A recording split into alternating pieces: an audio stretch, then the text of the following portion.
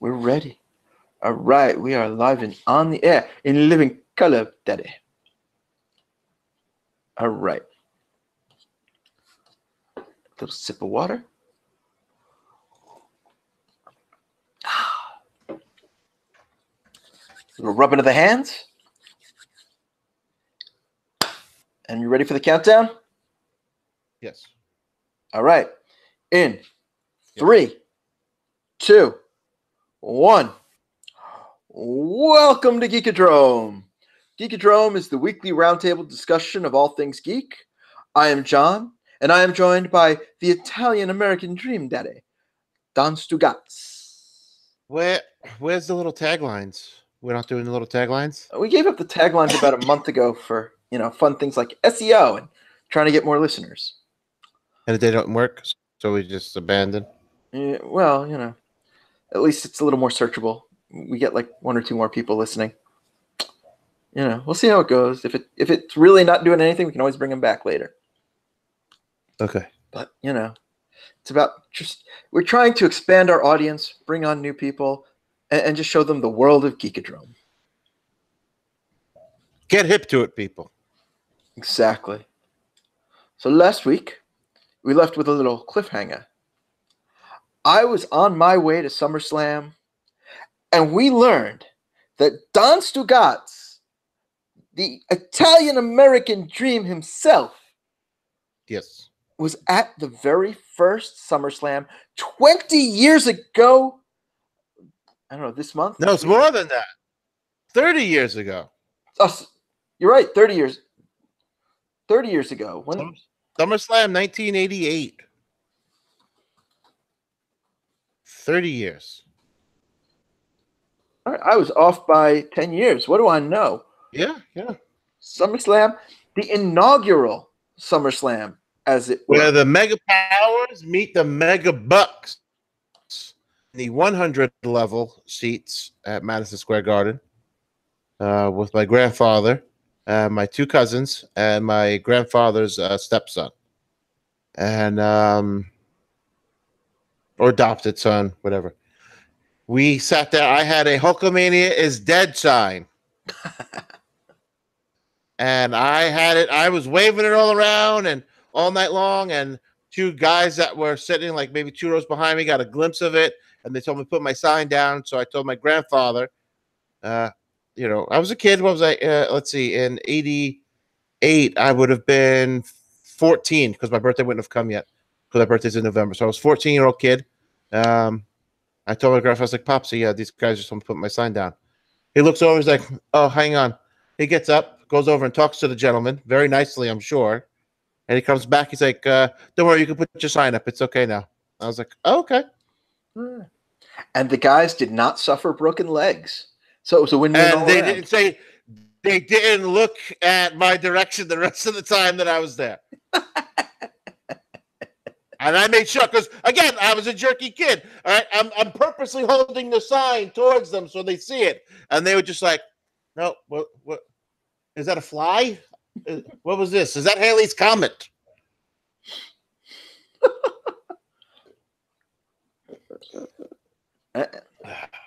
So what was it like to see the classic match in person? That was the biggest card. I've been to a few Royal Rumbles, because a couple of them were at Madison Square Garden in, like, was it 2000 or whatever? But that was the biggest thing that I've ever been to, and it was awesome. It really was. The excitement, when Hogan's and Randy's music hit, it was. I wasn't a Hulk Hogan fan at all. I hated Hulk Hogan. I still do. I dislike Hulk Hogan. But I was a really big Macho Man fan. Whether Randy Savage was a heel or a face, I dug him.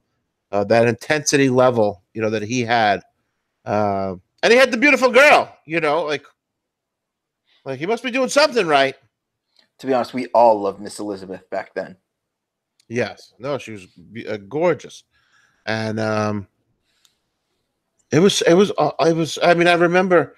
I don't remember the whole card. And I've been listening to the Bruce Pritchard podcast because they're going to be covering it soon. And they talk about how Ric Flair was supposed to come out for the live brother love segment, and then didn't, and I had no idea. Even at the time, I was a kid. I didn't know. I wasn't all or anything like that. I just, whatever happened on TV as far as wrestling, that's how I found out about it. I wasn't calling hotlines, and I wasn't subscribing to newsletters or anything. And I would buy my Pro Wrestling Illustrated every month, and a lot of the articles in there, like looking back, they were kayfabed, Of course. But it was just awesome. And I had Ric Flair come out. I knew who he was because I was actually a bigger NWA fan than a WWF fan. But if Ric Flair came out, if his music hit, it would have been insane, I think. Yeah, I think so too. But it's also a question of how many of the WWE fans knew who Rick was at the time.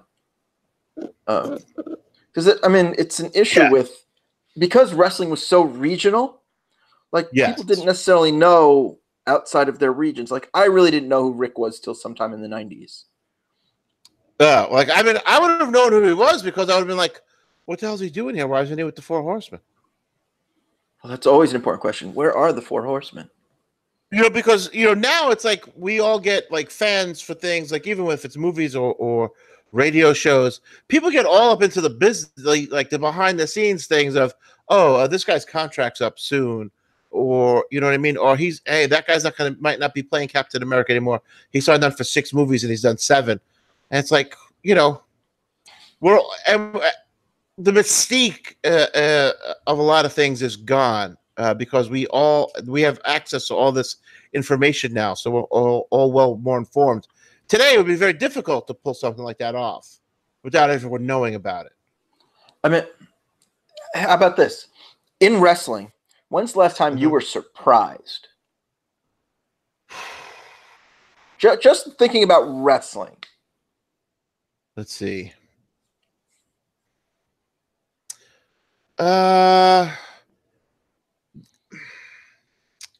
Dean Ambrose came back last week, and I read about it 6 hours before. Well, I knew that he was come back. The Shield reuniting last week, that was a nice surprise. Or more of a story twist, than a surprise. I don't know the last time I was surprised. I think I was going to say when The Rock came out at the Barclays that time, but it was talked about all day on social media of, hey, The Rock's finishing up business in Manhattan, and they're in Brooklyn. So it was like, hey, maybe he'll appear. When Shane came out, that recently when he returned like a year ago, whatever it was, I was kind of surprised, but again, people talked about it, online.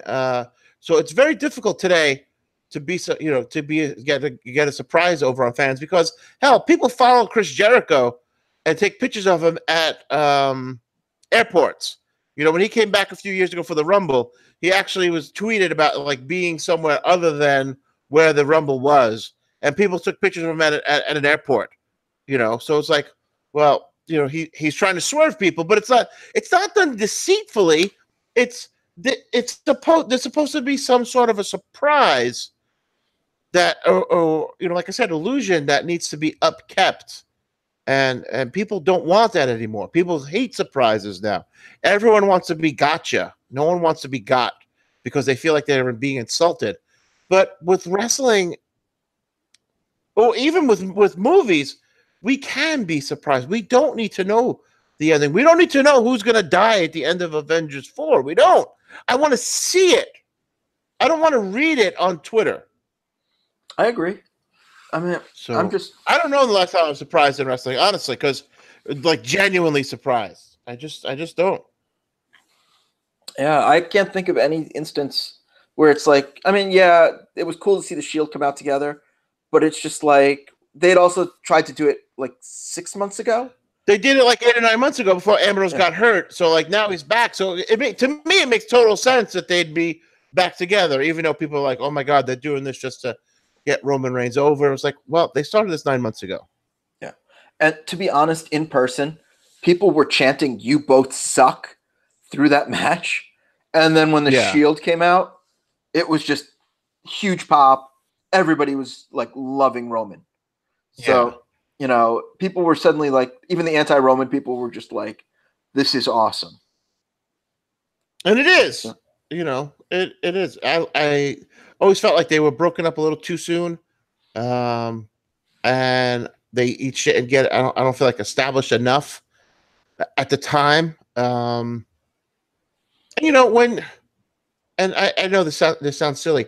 I am always a gigantic fan of when you get to work with your best friends, you do your best work.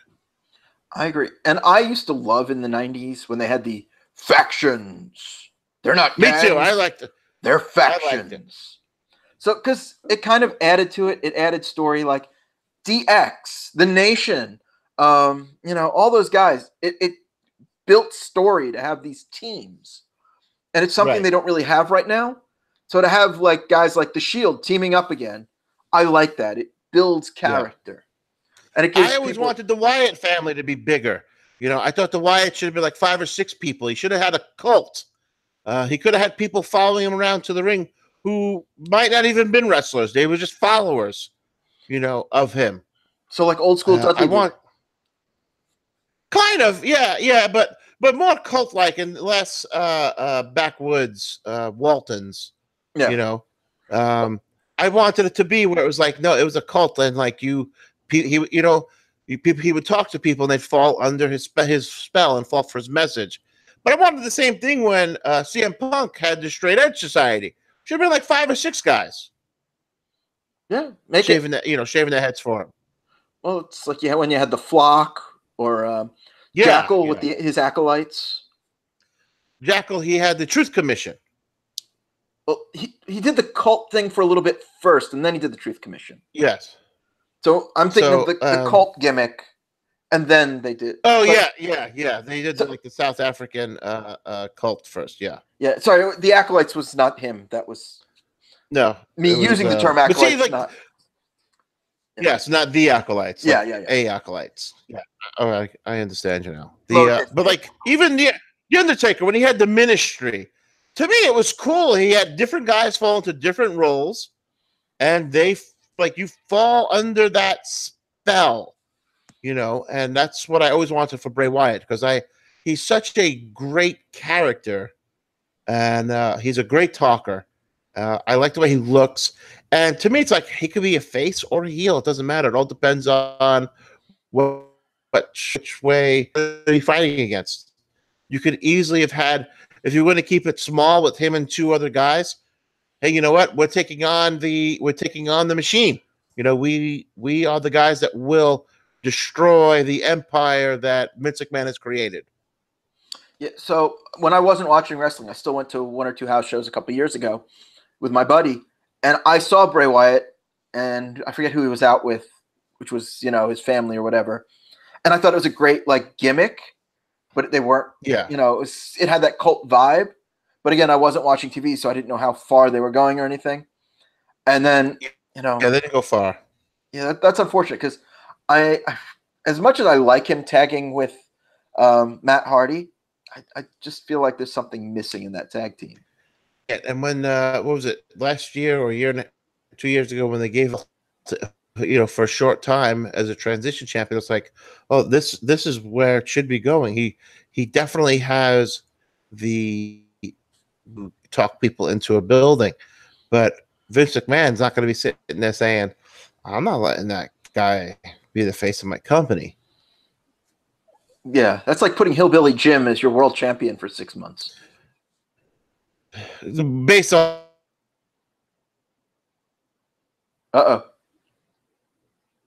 yes, you locked up. All right, there you go. Okay, there we go. We're back. All right, sorry, I couldn't tell which of us locked up, but yeah. All right, sorry. I last left you off at Hillbilly Jim being the face of your company. No, it's not like Hillbilly Jim being the face of the company. But it's just not a Vince McMahon type character, because Vince McMahon is Vince McMahon's a New York City guy. So yeah, you got to have the right. You got to have that GQ look, about you for Vince McMahon. Or you have to be big. Yeah, you have to have the muscles. You have to be that matinee, idle. You have to have some good looks about you. Your hair has to be a certain way, and you have to have that chiseled jaw.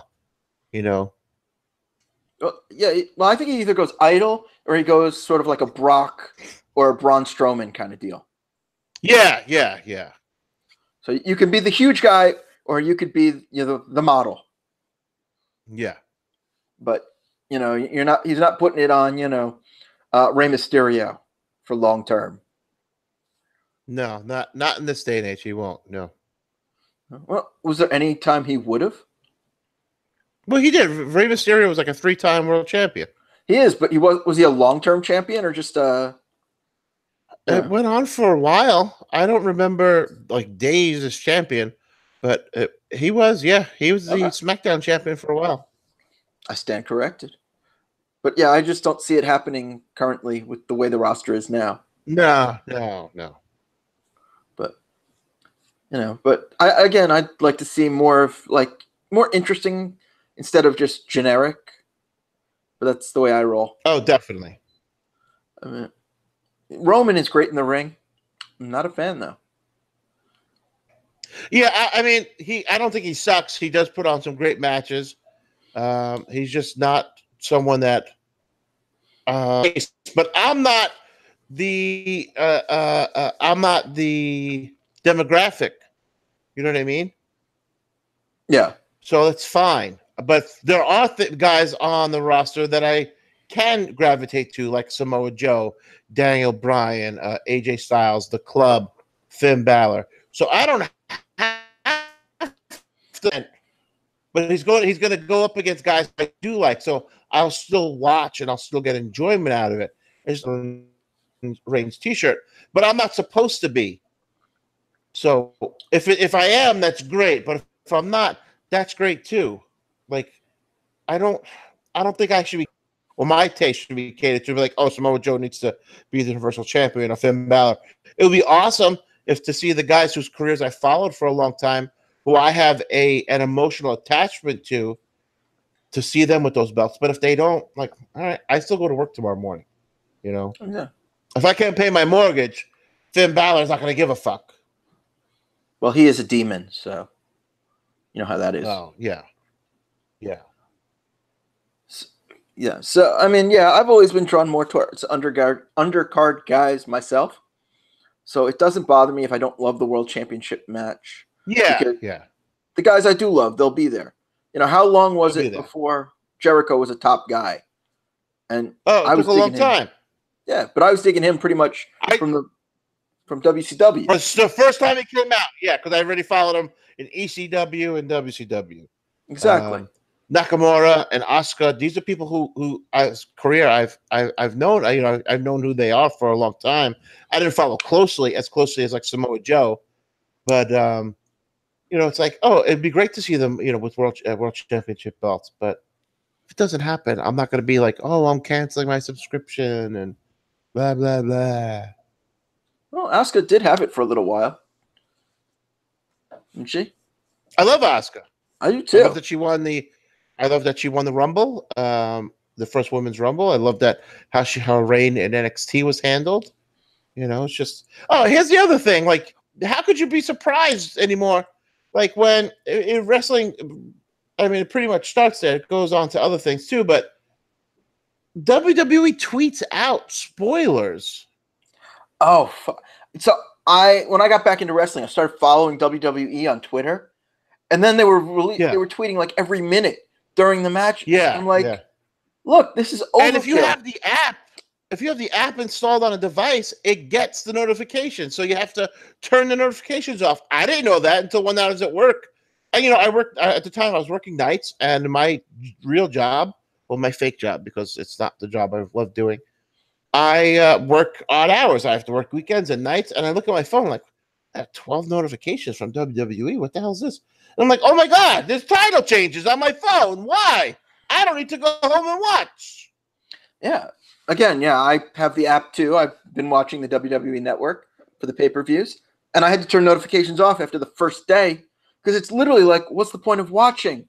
I'm actually watching it on TV, and I got a fucking pinball game going on my phone. Yeah. Ding, ding, ding, ding, ding, ding, ding. Ming, it's like Ricochet Rabbit over here with this thing. Bing, bing, bing. Yeah, it was ridiculous. Nobody got that. No one got that reference. Us old guys did. Yeah. But, but it was ridiculous. And I had to turn that shit off. I mean, I still... Because they don't want someone else, scooping them on their own stuff. So they scoop themselves. But the problem is that sometimes also cable just by its nature is delayed. Right. So what they're seeing in the truck, there's like a minute or two of leeway sometimes. Right. Which you and I know from watching the same program and speaking on the show. There's a delay.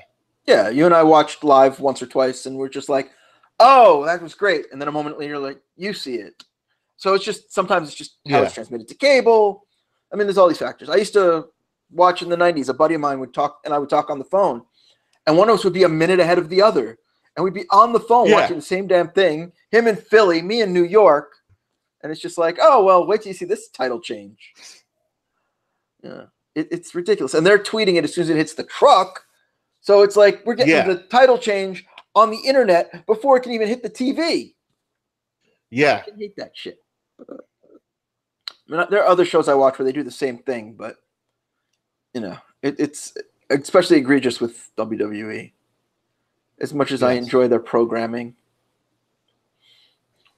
so what are you gonna do? So, did you happen to catch any of last week's SummerSlam? What did I watch of SummerSlam? I want to say I watched.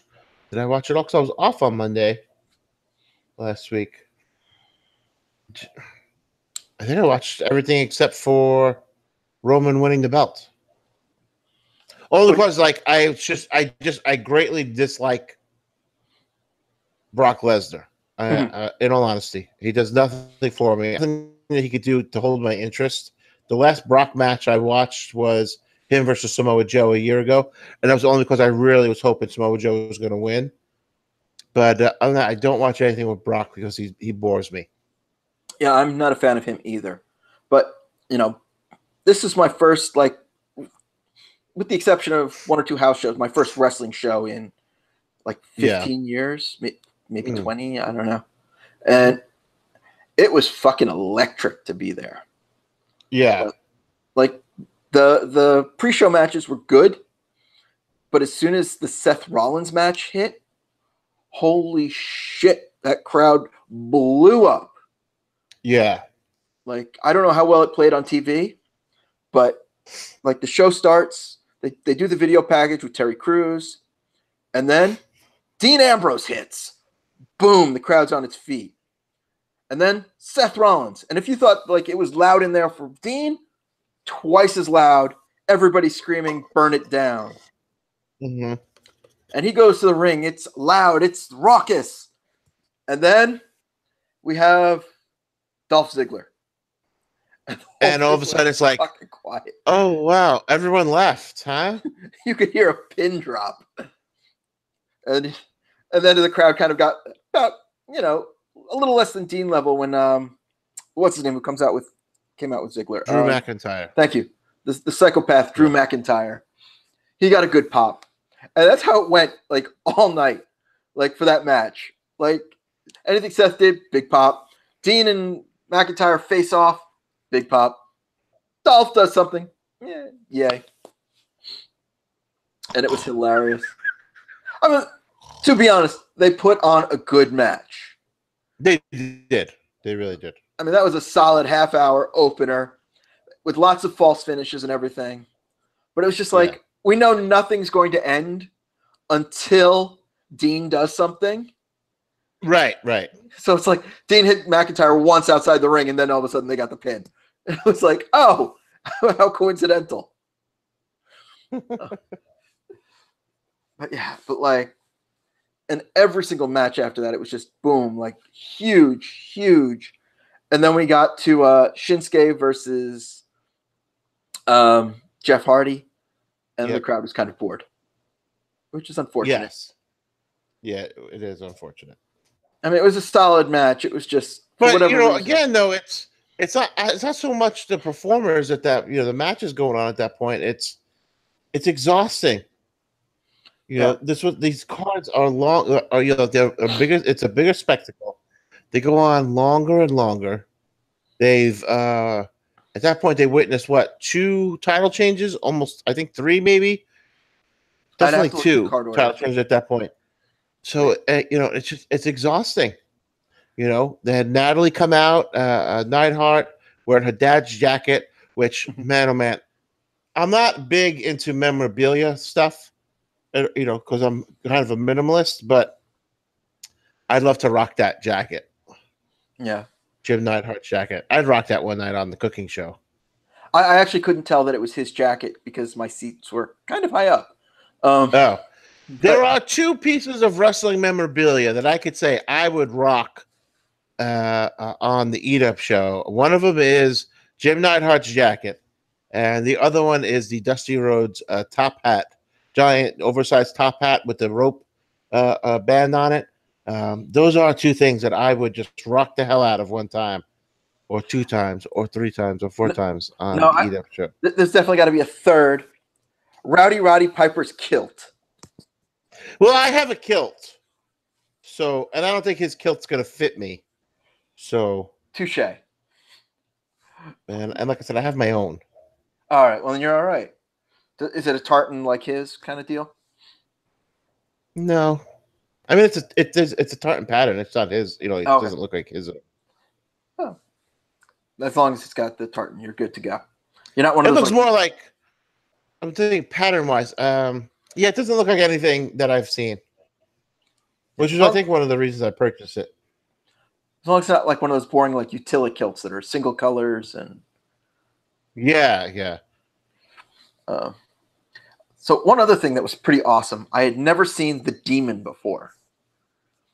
And I've told you so many times to look up Finn Balor Demon entrances. I know, and I'm lazy. But to see it in person with the smoke and him just coming up through the floor. All right, so what you need to do, though, is watch it again on the network, and you see how they CGI some stuff into it. All right, I'm going to watch that tonight. All right, there was like clouds, and the sky was red above, and that was CGI, and it looked pretty cool. It added to it, definitely. Yeah, because it was the second squash match of the night after Braun Strowman destroyed Kevin Owens. Yeah, which looked cool in person to see Kevin just flying through the air for the armbar. Well, I didn't watch that match because I'm not a fan of Strowman. Yeah. I think he has his moments, like when he had the little kid in his corner. That definitely worked for me, but didn't do anything. So, I wasn't gonna. I had no interest. Yeah, I know, but to have him come out at that last match, at least broke up the Brock Roman thing because at least we like him slightly better. But yeah, I agree. I'm not a huge fan of like big guys. You like the Demon entrance? The Demon entrance was awesome, and then watching him destroy Baron Corbin was pretty awesome too. Because I got to say, I'm really not a Corbin fan, but I love Finn Balor. He's terrible. In every carnation they give him, he sucks. Yeah. So literally, like it lasted 10 seconds. Whole crowd started chanting, "This is awesome." So the crowd loved it. So honestly, and I took my girlfriend for her first ever in-person wrestling show. She loved it. Oh, cool. She got because she really loved seeing the women's wrestling. Charlotte, Becky, and Carmen, who got booed. Oh, Carmen got booed. Carmella, sorry. Carmella. Yes. I don't watch SmackDown, and it shows sometimes. Carmella got booed twice in her entrance, and it was awesome. Because first they announced her from Staten Island, and Staten Island got booed. And then they announced her. I would too. I would boo that. And then they announced her. She's not even from Staten Island, though. She's from Jersey. Oh, is she? She's either from Jersey or Boston. One of the I can't remember right now. But she's not from Staten Island. But it was just funny to watch Staten Island and her get booed. Good. I would have booed Staten Island. I hate Staten Island. Most people do. It's kind of boring. I don't know. I got into a little discussion with someone talking about, and I know she sucks, but she's improved so much in the year or two that since she's gotten called up, and to me, it's noticeable. And I was like, oh, I was telling someone this on Twitter, and they're like, oh, that's because you just, you think she's hot or you like her. I'm like, actually, she reminds me of every single girl I dated when I lived on Staten Island, and they were gigantic twats. So, that's not it at all. Yeah, she looks like a generic Staten Island girl. Very much. Oh my God, yeah, exactly. She looks like every single girl that would be going to the Staten Island Mall on a Saturday. It's the stereotype. That just you look at it. Yeah, she does. There's no denying that she absolutely nails that obnoxious Italian from Staten Island, and I'm Italian from Brooklyn. Oh my God, does she nail it? The fucking look, the attitude. It's just like, oh my God, I can't stand you. Yeah, but Charlotte and Becky were awesome. Yeah. And they really did put on a classic. And then she also loved seeing Ronda Rousey. I love seeing Ronda Rousey. That was a great match. Ronda does this one move that I'm a gigantic fan of, and it's where she fixes her shorts like every 2 seconds from riding up. I love when she does that move. That's the best move. It is a good I love that move. That move is awesome. Yeah. So that was a good match. And then the one entertaining thing is after the match, she keeps calling Natalya up, and the ref keeps getting in the way, going, no. Because the video package. She's like, hey, I don't care. Well, no, it's because they were showing the video package. They wanted to get it live on air because they were replaying it on the screen in the place too. Yeah, she doesn't get that yet. She's still learning. Yeah, so it's like she calls her up, and after the third time, then you can see they went back live to her, and then Natalya was allowed on there. And the one other thing, of course, she liked The Miz because he was on Road Rules back in the day. Or I liked it made so much sense for The Miz to win because now he doesn't have to Daniel has to chase him now for a match. Yeah. To let him come up. And The Miz just has to say straight up, dude, I am at this level. You're at this level. You're below me. You have to come up to where I am before I give you a match. And it was the perfect old school heel ending. Yeah. With the brass knucks. Power of the punch. Sometimes the classics work. Yeah, they do. I love callbacks like that. And I really would love to see The Miz win the title, carry it, and then Daniel keeps asking for a title shot. And nope. And then Daniel Bryan has to win the Royal Rumble. That would be awesome. And then that gives them a Mania match. Yes, and that's the Mania match. That's the payoff. Yeah. I could see them running it at least that long. Yeah. Definitely. Now, would they be IC or would they be world champion? World title. Definitely world title. That is the main event next year at WrestleMania. I can see that. That would be a solid match. I mean, honestly, It was a solid match last Sunday. So, yeah. Although, so was AJ versus Samoa Joe. Oh, man. So good. I know. Honestly, whether or not we like certain wrestlers, there was not a bad match. I don't think so. I think every match was solid. Yeah. It's just a matter of taste beyond that. And yeah. And really, doors opened at 5. First match went on 5:30. And even then, they were kind of spread out like every half hour. And then once the show started, it just was nonstop from 7 to 11. So we were there. Yeah. I was there between 5 and 5:30. I was there in time for the first match, which meant I was there for 6+ hours watching this. Way too long. It's a long show, and it definitely flew by, but you could tell by the end everybody was just tired. Tired, yeah. I mean, and this is something they do monthly now. I just don't know how. And it's how do you plan when to go to the bathroom? I held it in. That's what I would have done. I would have held it in. And I would have ended up going to the Dunkin' Donuts across the street over there when I got out and used their bathroom and bought a beverage. Good plan. Or the bar. There's a bar right over there too on is that 3rd Avenue? Like a dive bar. I would have just gone in there, had a beer, and used their bathroom. That may be where I had dinner that night. Actually, we got The there dive bar? at the Atlantic Social, I believe it was called. No. Oh, okay. I'd have to look it up. Okay, because yeah, it was I guess it was more of a sports bar, but yeah, it was just a bar on the opposite corner. We're just like, yeah, it's 4:00. Let's just eat dinner early, and we'll grab snacks inside if we need to. And then we just ended up not doing that. But so we had burgers at a bar right over there. That was okay. All right. So my last point, I was very disappointed by the way they handled merch sales at the Barclays Center. So I was on the 200 levels. That means I'm up there. Right.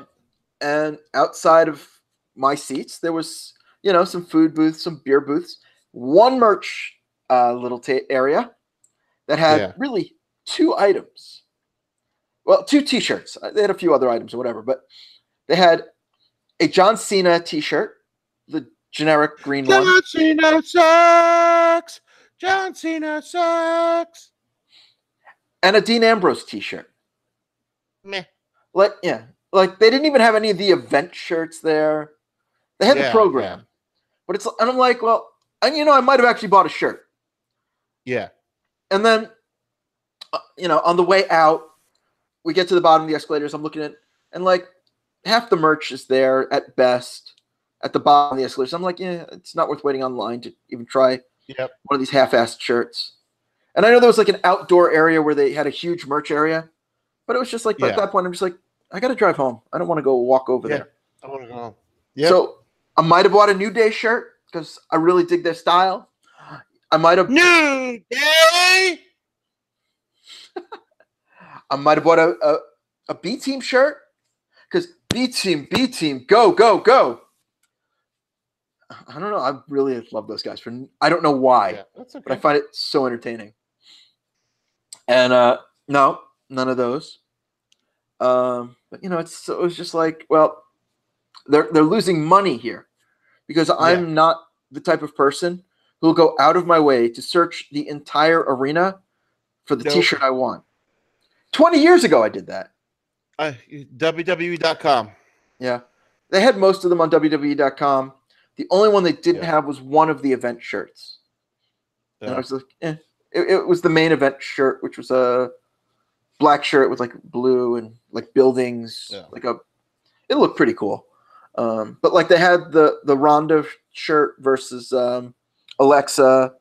They had the other SummerSlam shirt. I was just like, don't want them. Plus, the next night they were like, buy one shirt, get one for $1. So it's like, oh crap. Yeah, exactly. So I would have been annoyed if I bought multiple shirts the night before. Yeah. Which is true. Again, something I would have done 20 years ago. Yep. But now thought twice. Yeah, but now WWE does a sale every Monday night during Raw anyway. Yeah. Buy right now. Buy one, get the next 30% off. Buy one now, get the next one for $2. So. Every time I go to Hot Topic, excuse me, they always have shirts on sale, but they never have a shirt I want, or they don't have my size. That's unfortunate. Do you ever try the website? I have, and I've gotten some shirts from there, but it's not the same deal as in store. Oh, okay. In store, it's like buy two, get 150% off. Something like that. Something weird. And the website, they don't have that. Yeah, because whenever I wander in there now, I see like the Bullet Club shirts and whatever. Yeah. So I know they're carrying all that stuff now. I wonder if they'll have the Starcade shirts after next weekend. Starcast, sorry. Starcast. Yeah. Or the all-in shirts. I'm sure they'll have an all-in shirt. I have two friends going to All In. I've asked them both to get me T-shirts, and they both said, "Yeah, dude, I'm not being responsible for that." That's not cool. I know. It's because it's gonna be so easy to buy shirts there. One friend has said, "Dude, I'll take pictures of the Dusty Rhodes memorabilia that's going to be there for you." Like, okay. Steal some of it for me. Yeah, like steal that top hat. Well, I'm sure we'll hear about what happens at All In. I'm not spending $100 to get the Starcast. Hell no. I will not be. So I have to be very discriminatory with my money. yeah, and I don't want to watch it on the computer. No. I guess all in is $40. Starcast is 100, and yeah, you Yeah. get all weeks. I mean, I might do the all in pay-per-view because I really do want to see Cody Rhodes win the belt. But they can't announce him as Cody Rhodes when he wins. They're just gonna say the American Nightmare Cody. Oh, who owns the name Cody Rhodes? Vince McMahon owns the rights to the name Rhodes. That's not cool. So the only way Cody could use that name is if he changed his name to that legally. And you know that WWE would sue him for trying to do that. So. Well, he was using the name Cody Rhodes for a while, and then lawyers send letters out, and for a while he was kind of like annoyed with it. But listen, that's some lawyers' jobs, or paralegal's job, to go through the internet and see what's being used of their trademarks. If he was to, this is from hearing people who know Vince McMahon well. This isn't something I'm just making up. They have said that if Cody Rhodes was to go and talk to Vince McMahon and be like, "Hey, I want to trade, I want to use my dad's name. I'm a Rhodes. I want to use that name. Rhodes is wrestling." Vince McMahon wouldn't care because it would be like, "All right, do your thing. You're gonna come back, and that name will mean so much more." Chris Jericho uses Chris Jericho all around the world. Because he does these things with Vince McMahon's blessing. He has conversations with the man like, "Hey, this is business, and I'm speaking to you. Don't prevent me from doing business." Well, does Vince own the name Chris Jericho? Yes.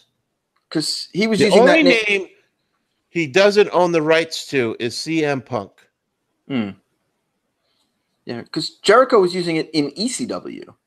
Yes, he used it in And then ECW and in WCW. Japan and in Canada. Yeah. Yeah. Well, again, I really only watched him on American Wrestling initially.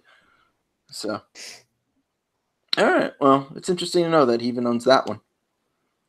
But yeah, I think it was even on Pritchard's podcast. They mentioned something about that once. Yeah. That like if you approach him directly and as a gentleman and be like, look, this is how it is. This really, my father made this name. I want to continue using his name. Yes, and and it would also help to keep the door open for him to return to WWE.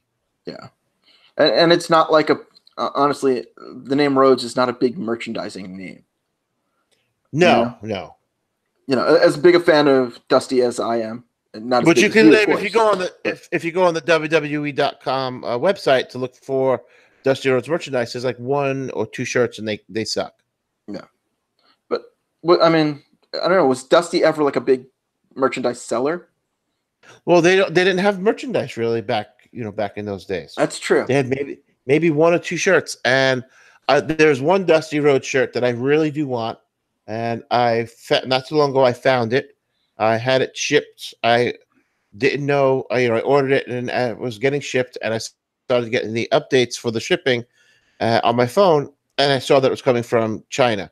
So that automatically told me that it was going to be way too small, and it came. It is my size, on the label, and the shirt came and it fits Abby. Oh, she is 96 pounds, and it fits her perfectly. Oh shit, that sucks.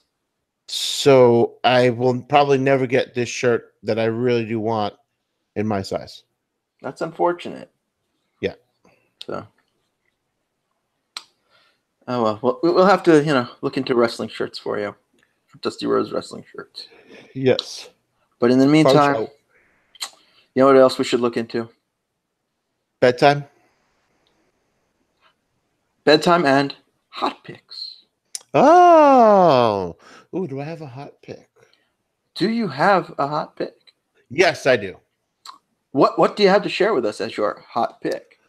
There is a documentary that every single person on this planet should watch. Oh. And that documentary is Won't You Be My Neighbor? Oh, I still need to see this. The documentary of Fred Rogers. You watch this documentary and you will see we failed him. We failed. If he was alive today, he would be angry with us because we didn't hear him. We didn't listen. We became the exact opposite of what he told us to be. Yeah. Yeah, I didn't see it in theaters. I know it's coming to digital like this week. I watched it on digital at home. Okay. Yesterday. Within the first 10 to 15 minutes, they come out and there's a wood box, really nice box, heavy duty wood box, latches open, the lid opens, and it's someone taking out the trolley. Ooh. And you're just like, oh, that's the trolley, you know. And then they start talking about the issues of the day when the show first aired. 1968. King Friday the 13th decides he's going to put up a wall because he is against change. And it's like, That's 1968. We just went through this in the election 2018. What do you mean? 1968. A wall. We fear change. That's where we're at now. For you people. There's one clip where they talk about the critics of Fred Rogers. What news channel do you think they got a soundbite from criticizing Fred Rogers? Go ahead, guess. I'm gonna guess. Does it start with an F? That fucking black-haired turd from Fox and Friends, the morning show, says, and I don't know his name. He's a turd. He's turd. Okay, he's Steve Turdson. Whatever his name is Steve Turd. Okay, says where we're at with this entitled and narcissistic young generation is all Fred Rogers' fault because he told us that we were all special. Like, oh my God! I just want to. All right, it's time to shut society down. Let's shut down the planet because stupidity is taking over. Twisting the words and intent of the nicest man who ever lived. You may as well hate Bob Ross if you hate Fred Rogers. Who could hate Bob Ross? These motherfuckers. Has Fox and Friends ever said anything about Bob Ross? I need to know. I'm sure they have. That's unfortunate. That's unfortunate. I was so angry. Yeah, I haven't watched it yet. I'm dying to watch it. You will cry a lot during this thing. You will. There's no way to not. You'll cry at this man's intentions. You'll cry at his words, his emotions, and then you will cry when you realize how fucked up we are, how we let him down. Did it also include his testimony before Congress about public television? Yes, and the dude who straight out said, I'm not giving these people $20 million, to then hearing Fred Rogers speak, say, guess I'm giving you motherfuckers $20 million. Yeah. I've seen that before. The guy straight out says, I am not giving them money walking into these hearings. Then he sits there and says, I guess I'm giving you $20 million. Yeah. He definitely was able to sway a lot of people. He just had that personality. And it's just unfortunate. There's nobody like him today. No, they never will. If someone came down the street right now saying the stuff that Fred Rogers said, we'd kill him. This society today they'd hang him and then set him on fire. Well, at what point did they declare him a socialist first? They would do that as he's hanging. Oh, okay. He Yeah, hanged the socialist and then set his body on fire because he's a dirty hippie. he definitely was one of a kind. He's definitely an icon of my childhood. Damn. And it's unfortunate that it's come to, well, this. You know, I need to see this documentary now. After that impassioned Oh my God. review. I mean, I've been trying to see the movie all summer, and it wasn't playing anywhere near me, and I wasn't going to drive an hour and a half into Tampa for an hour and a half film, and then drive home for an hour and a half. Yeah. And it was showing like at odd times. It wasn't like it was showing Saturday at 7:00. It was like Tuesday at like 2, and while I'm working. Yeah, I mean, I live near an Alamo Draft House, but unfortunately, I mean, it was only showing for like a week or two, also. Yeah. And it was when I was just not around. So but I really want to see it. I'm a big fan, and I, totally like get what he was trying to do. I've seen so much like about this movie that I need to see it. Yeah. So my hot pick is not as incendiary as yours. As much as I loved your review of Won't You Be My Neighbor. Last week I started building a new Lego set. Oh. Pretty awesome. I only got 1/5 of the way through, but I was doing it live on the Facebooks. And on your personal Facebook channel. This one was on my personal Facebook channel. It's possible I may do the other 4 on other channels. I haven't decided yet. Do it on the Geekodrome channel. Maybe I'll do one on Geekodrome. Maybe I'll open up a Twitch channel and do one there. Yes. Because, as we learned in the movie Deadpool, there are 5 lions that form one giant robot. And they are Voltron. Oh, nice. Oh, the yellow lion. So, the way it starts is you go yellow and then blue, which are the feet. Yes. Then the black lion in the middle. And then you build the arms, the red and the green. And then there's actually a 6th part to put the whole robot together. So I'll form the head. Exactly. Yeah, every time somebody commented on the building, it was, and I'll form the head. Because nobody could think of any other lines from the show. Well, plus it was used in a Wu-Tang Clan interview too. Oh, was it? If you listen to the first album of 36 Chambers, they talk, they're being interviewed and they're talking about each member's role in it. And they're like, Inspector Deck, we all form up like Voltron and he's the head. Nice. So if you're watching the video on the YouTubes, you can see the yellow line here. I mean, just look at this level of detail. It's awesome. A lot of detail. Is the yellow one the one that the princess was in? No, she was in the black one. Blue. Oh, blue. Because Sven was blue in the miniseries. He gets killed. Yes, and then she takes the spot. Yeah. Because Keith was the black lion. Yes. Yeah. And then, so this would be Hunk. Oh, okay. So Lance was red, Pidge was green. Is Voltron just a rip-off of Battle of the Planets?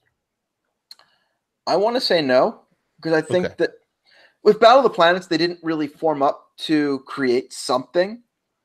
Because they kind of became the Phoenix, but they were just in the ship. But that was the bird, yeah. The ship became the bird, yeah. Yeah, and they did that thing where they all stood on each other's shoulders like cheerleaders, and they did the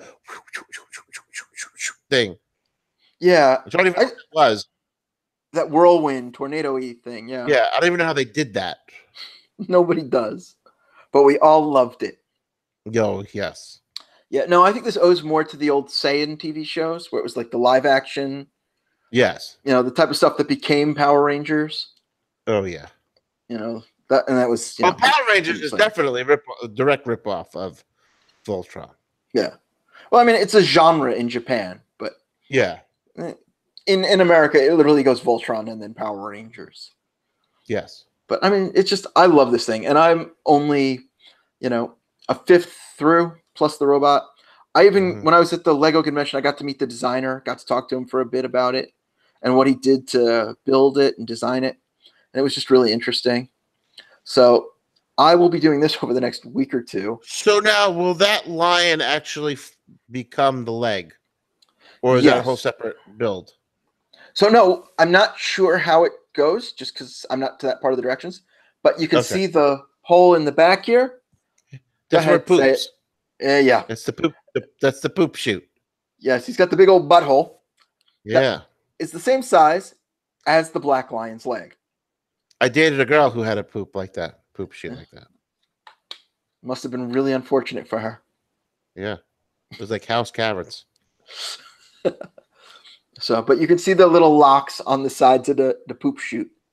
Yes. So that it'll This is the slide chastity belt goes.